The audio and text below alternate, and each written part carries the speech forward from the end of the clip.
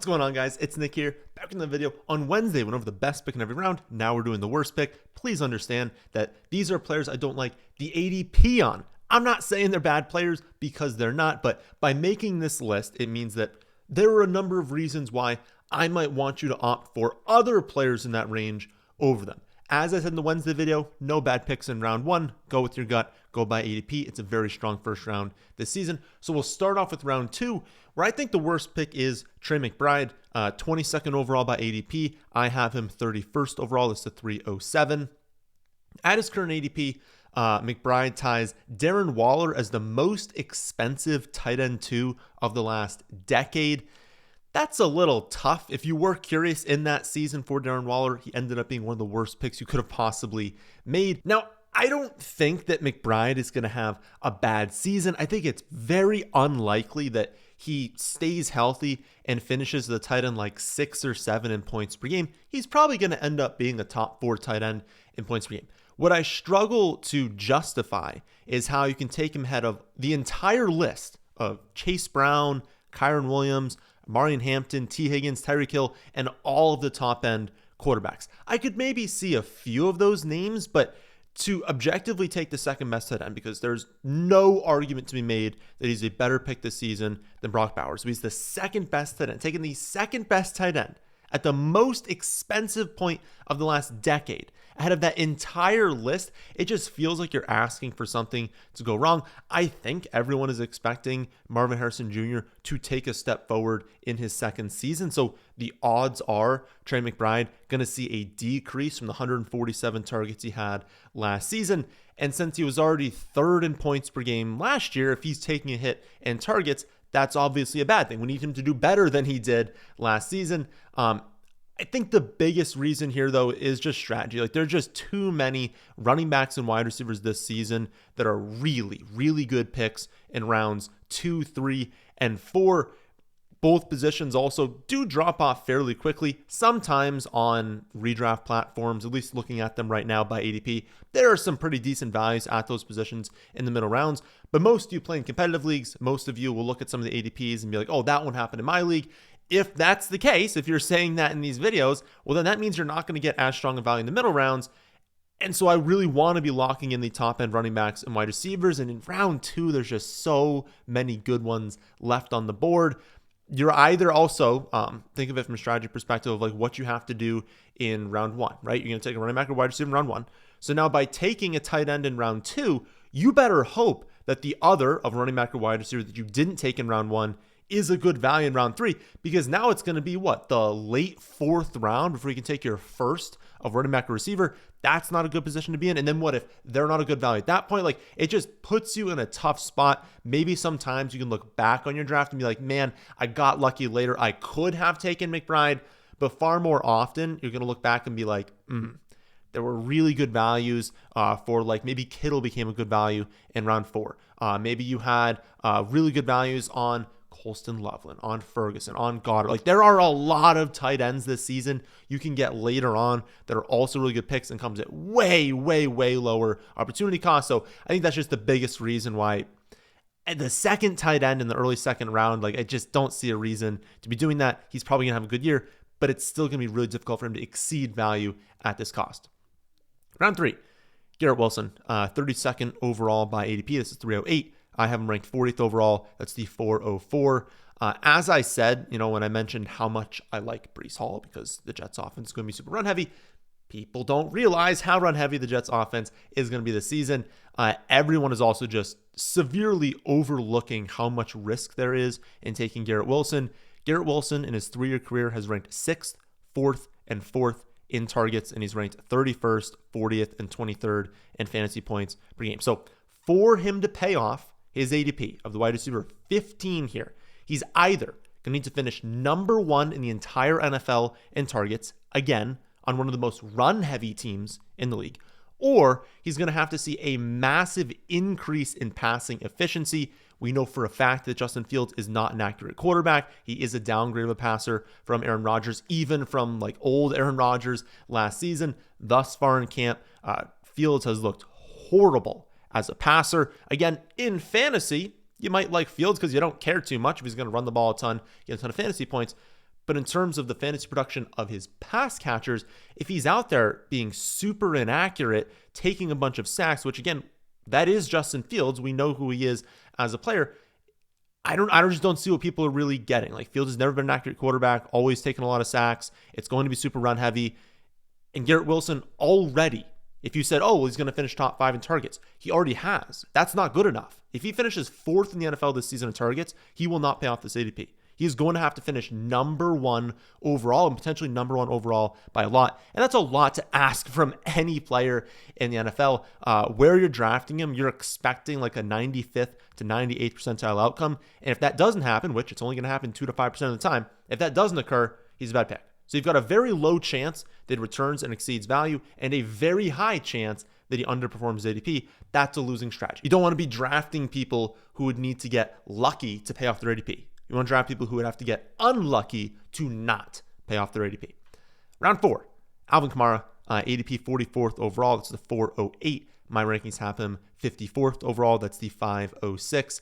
I get the thinking with Kamara, right? You're basically saying, okay, he's obviously the running back 1 on the Saints. Yes, that's a guarantee. He's someone who's going to get a ton of receptions. Yes, that's a guarantee. That makes him a safe 4th round pick. But that logic has one more thing, and it's how bad is the Saints offense? Like, they're so bad. They're going to be an awful offense this season. Their time with the Browns projected for like 3 to 5 wins this season. Around 4.5 wins is like their projection. That's horrible. That leads to a ton of games where you are trailing. The problem is also, this isn't a team that it's like, oh, they're going to be trailing a lot because they have a bad defense, but the offense is going to rack up, a ton of volume there. Even if they play fast, it's a bad offense. So there's a difference between an offense that plays fast, has a bad defense, and gets a ton of garbage time points, and an offense that is losing a ton of games. Teams are able to kill the clock for, and then when they come in, they go 3 and out. And that's what the Saints are going to be. They're going to be a really bad offense this season. They're not going to score many points. And so even if they're in these trailing game scripts, if they're just not able to sustain drives, not able to get into the red zone, they're going to give the ball right back to their opponent. Opponent's going to take a 7-8 minute drive, and it's just going to kill the clock in the second half. I mean, the reports out of camp have been just terrible, horrific. Like, it's been scary how bad the quarterback play has been from Saints camp. Tyler Shuck, Spencer Rattler, Jake Hayner. That's what we're looking at quarterback this season for the Saints, some sort of rotation. Amongst that, this might be the worst team in the NFL. Again, they're vying for worst team in the NFL with the Cleveland Browns, but that's the bucket they're thrown into. And so to take their running back, who's 30 years old, in the 4th round, that's tough. I mean, again, this is a 30-year-old running back coming off the most touches of his career on a bottom 2 offense in round 4. I know he's done it before, but we have plenty of data to show that bottom 5 offenses is just a black hole for fantasy production, and it's not even bottom 5. It's probably bottom 3. It's just a situation you want to avoid. In round 5, we have Sam Laporta, ADP 52nd overall. It's the 504. I have him 64th overall. That is the 604. This is another one where you kind of have to just look at the data, look at historically what has happened when you draft different positions at different points. The worst thing you can do historically at tight end is draft them in this range. That's not to say there are 0 hits. There have been tight ends in this range that have hit, but there are far more busts at tight end in this range, and it really hurts your team because there's still a pretty high opportunity cost. And round 5, there are phenomenal running backs and wide receivers still on the board in this range, so you can't be taking a pick at tight end unless you know they're going to finish really high. And let's be honest, do we actually think that Sam Laporta is going to finish top 3 this season? I mean, there's no argument to be made that he should be ranked or projected even close to Bowers, McBride, and Kittle. So if we don't even think he's going to be top 3 and we're going to take him in round 5, that makes no sense. He's being drafted right now ahead of Devonta Smith, George Pickens, J-Mo, Ted McMillan, Waddle, Henderson, Harvey.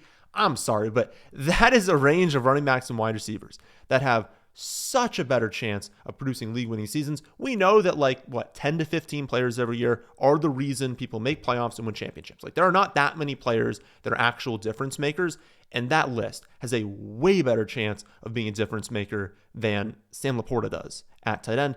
And if we look at Laporta, he's not even really the mold of tight end that we expect to have, a league-winning season from. Usually you want to find a tight end that doesn't have definitely one, but definitely multiple as well, established wide receivers ahead of them. Because basically, for a tight end to have that league-winning season, you kind of need them to be the top wide receiver. I mean, think about the seasons that Kelsey and Kittle have had to have these league-winning seasons. They're producing as wide receiver ones. Like if you just like scratched off tight end, you look at their production, you're like, oh yeah, that's like a top-end wide receiver. Well, they have Amon-Ra St. Brown as a clear alpha. They have Jameson Williams, who, even if you lose the play caller, like Dan Campbell is still in love with Jameson Williams. He's talked him up numerous times this offseason, saying he's going to have a monster season. You have Jahmyr Gibbs, one of the best pass-catching running backs in the league. And so you have established players on this team. The odds that Sam Laporta goes out there and puts up like wide receiver one numbers, again, at the tight end position, is extraordinarily low. We also know the Lions are set up to lose 0.7 to 0.8 touchdowns per game from what they did last season. So you've got this same level of target competition. You're on an offense that's going to score fewer touchdowns, one that just lost one of the best playmakers in the NFL. I see people all the time acting like losing Ben Johnson is almost a good thing because they're going to score less. Yes, people just throw that out like it doesn't even matter. They're like, yeah, they're going to score less, they're going to be playing behind more, but they're going to throw the ball at a high rate. That entirely misses the point. You would much rather have the elite play caller. Think about how we are viewing the Chicago Bears this season. Are we like, I don't know, they're not going to be trailing as much, they're not going to throw the ball as much, I don't know if we really view this as an upgrade for Ben Johnson? No, we're sitting here being like, wow, they were terrible last season, but now they have Ben Johnson, right? Like, you want the extra touchdowns. You want this extra production because the reason they're scoring extra touchdowns is because they're moving the ball downfield more and getting more yardage. They're winning more games because they're scoring more. Touchdowns matter so much in fantasy. Maybe you end up running a few less plays, but if the result is that you're scoring fewer touchdowns, you're greatly reducing efficiency, you're losing yardage, like you're still scoring way fewer fantasy points. So again, if we were predicting Laporta to potentially finish top 3, we were predicting some huge breakout this season. If they were the team adding Ben Johnson, then maybe we'd be a little bit more excited. But it doesn't make any sense to be like, yeah, they're going to be a lot worse of an offense, but that's a good thing because maybe they'll throw at a higher rate. No, you lose the touchdowns, you lose the good play calling, you lose this efficiency. It's a bad thing for the offense. The strategy this season at tight end, in my opinion, is try and get George Kittle. If you don't get him, wait. Data says do not draft a mid-range tight end. Wait a while. Grab Loveland, grab Ferguson, grab Goddard. Wait super late and grab Hunter Henry. I think for most of you in 10 or 12 team leagues, you want to be looking at that general like Njoku, Loveland, Goddard, Ferguson. That's like a really, really strong range. If you want to put Tucker Kraft into there, if you want to put Tyler Warren in there, that's also fine. I think that's the better range. Again, if you miss out on Kittle, wait until that range. No real need to go after Sam Laporta this season at around 5 ADP. Round 6, we have Isaiah Pacheco, ADP 72nd overall. That's the 612. My rankings have him 81st overall. That's the 709. I do think Pacheco is going to be the running back one for the Chiefs this season. I don't think that's totally up for debate. I don't think anyone really has a chance to beat him out unless there's an injury. I just think it won't matter. Like, it's going to be a 3 running back committee every week, even through injury. Like, even if one of those 3 running backs gets injured, I think they'll just throw in their 4th running back. Like, it's going to be a 3 running back committee every single season. And I don't think Pacheco's going to be the goal line back, and I don't think he's going to be the 3rd down back. So if he's in a 3 running back committee and he doesn't even have the 2 most valuable roles, sure, he's going to have the most volume, which is nice. But if he's only used between the 20s, randomly has a touchdown, randomly has a couple targets on one of the most pass-heavy teams in the NFL, it's not a good situation. And it's not like this is new. Like, Pacheco has always lacked a ceiling in the NFL. Through 48 career games, he's hit 100 rushing yards 4 times. He's hit 37 receiving yards once. We talk about how important receiving production is. Even in a standard scoring league, you need receiving volume. I mean, obviously guys like Derrick Henry can do it, but like, unless you're just crushing it on the ground, which Pacheco's not going to do, he's not going to have 1,500 rushing yards this season. Unless you're doing that, you need receiving production. 1 game in 48 career games with 37 or more receiving yards. He has 1 multi-touchdown game in his career. Like, there's just no way you can trust Pacheco in your starting lineup. And that's a pretty brutal thing to say in the 6th round. There's still amazing picks on the board in the 6th round. Don't go after Isaiah Pacheco. In round 7, we have Baker Mayfield, ADP 74th overall, 702. My rankings have him 88th overall, 804. I've been pretty vocal this season about how much of a difference maker I think Liam Cohen is. And with him leaving, I do think it's going to have an impact on Baker. And again, like I said from the start, this isn't me saying Baker's a bad quarterback, like that he can't possibly produce without Liam Cohen. That's not true. He broke out in 2023 with a different offensive coordinator. And that year he threw for over 4,000 yards, 28 touchdowns. The problem is 4,000 yards, 28 touchdowns, that got him 19th in points per game. So you can't really use that as a reason to say, oh, well, he was fine without Liam Cohen, like draft him at quarterback 7. No, he's quarterback 19 without Liam Cohen. And that's really all it comes down to is the cost. I think he can have a good year. And if he was the 15th or 16th or 17th drafted quarterback, I'd be like, sure, take a shot on him. But Baker, like 7th, as a 7th quarterback, he needs to have an elite season. And it's just so unlikely the touchdown rate sustains. Heading into last year, he had career touchdown rates by year of 5.6%, 4.1, 5.3, 4.1, 3, 4.9. See the range he's generally in? 7.2% last season. So he threw, and touchdown rate is the percentage of pass attempts to end in a touchdown. Okay, 7.2%. That is like Hall of Fame numbers, right? If you sustained that, you'd be in the Hall of Fame as like the best quarterback of all time. It wasn't even just that. Not only did he have the spike in touchdown rate, he had the spike in pass attempts. So both of them spiked last season. So not only is he throwing touchdowns at a higher rate per pass attempt, he has the most pass attempts in his career. Like, he just had an amazing season. He got really lucky with how many passing touchdowns the team threw. It was the perfect storm for fantasy production. Historically, it almost never happens back-to-back seasons. It is super likely that the Bucs just run for more touchdowns a season. Another reason why you'd like Bucky Irving.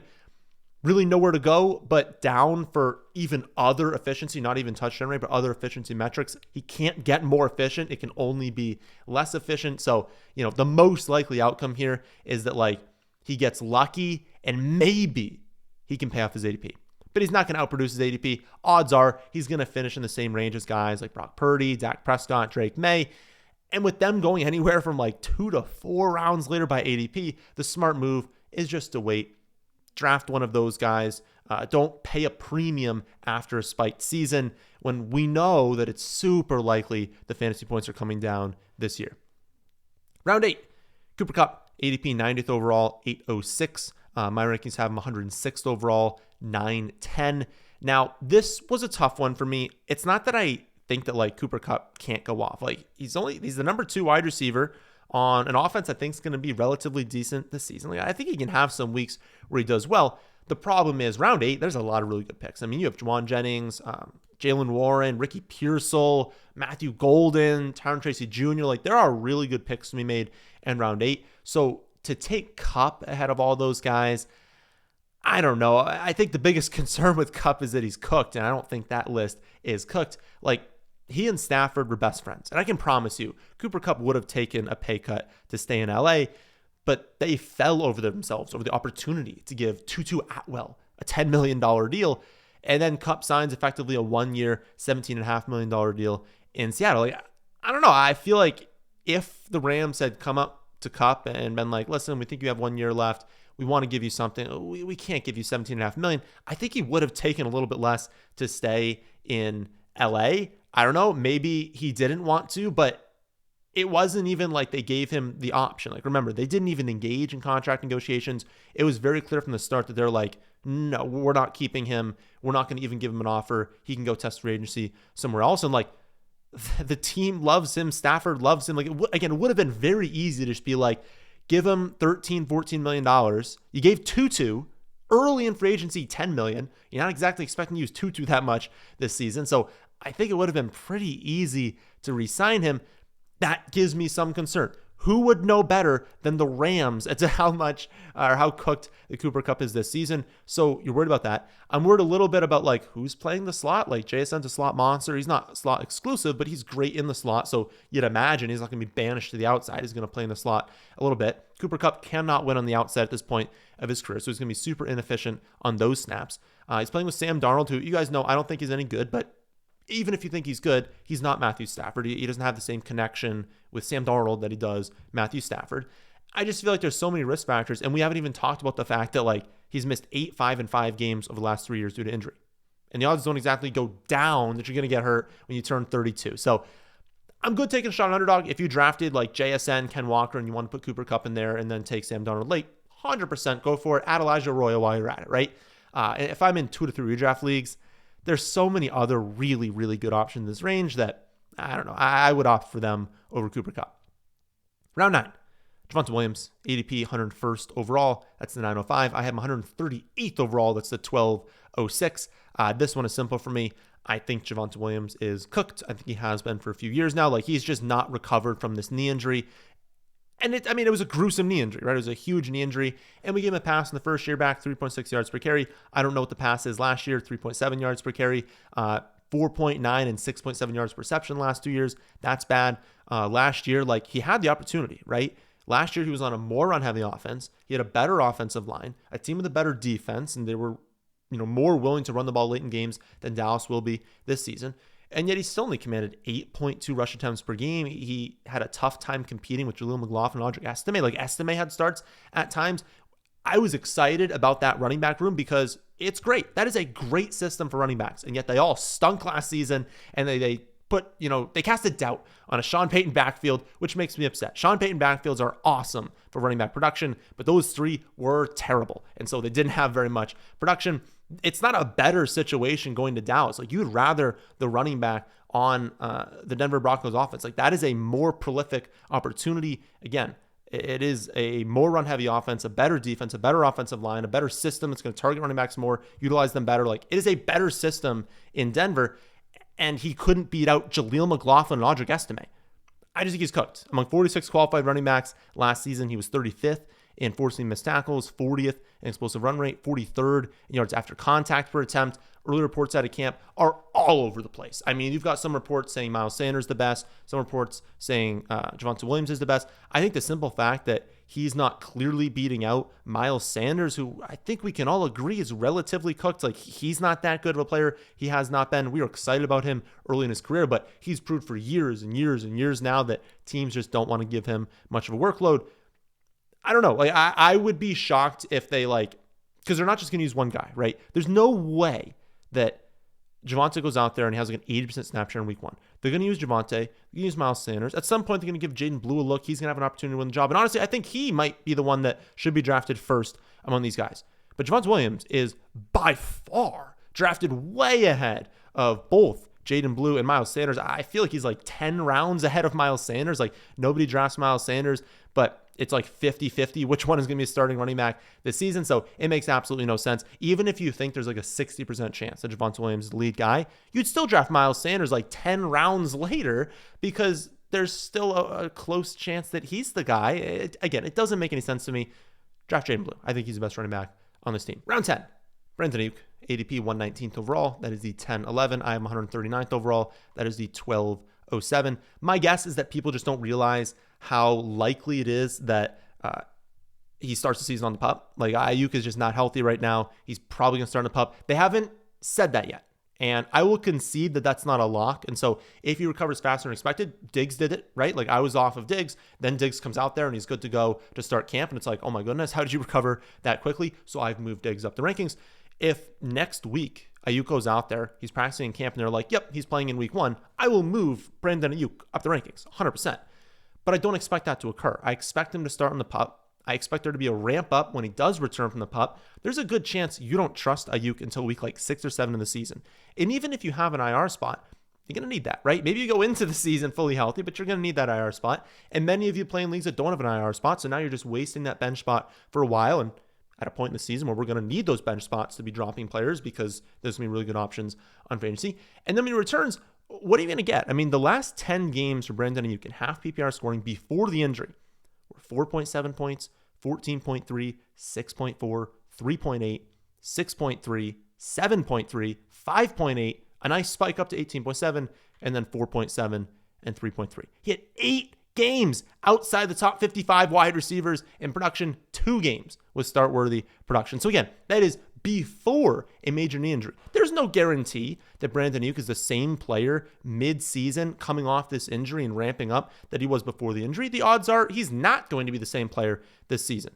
And for as much as we say there's opportunity in this team, Kittle is awesome. McCaffrey's healthy for now. I think Pearsall is a phenomenal pick and going to be great this season. I think Juwan, once he gets paid, the calf injury is going to go away. Like, it's not like Brandon Ayuk walks in and is the clear alpha on this team and is posting wide receiver 1 numbers. You still might not be able to use him even after that. So I don't know. I think by ADP, he's got to drop a little bit. I just don't think people understand that he's probably going to open on the pup. Again, I'm willing to change that, but I think he's going to. Round 11, Austin Eckler, 129th by ADP. That is the 1109. My rankings have him 163rd overall. That's the 1407.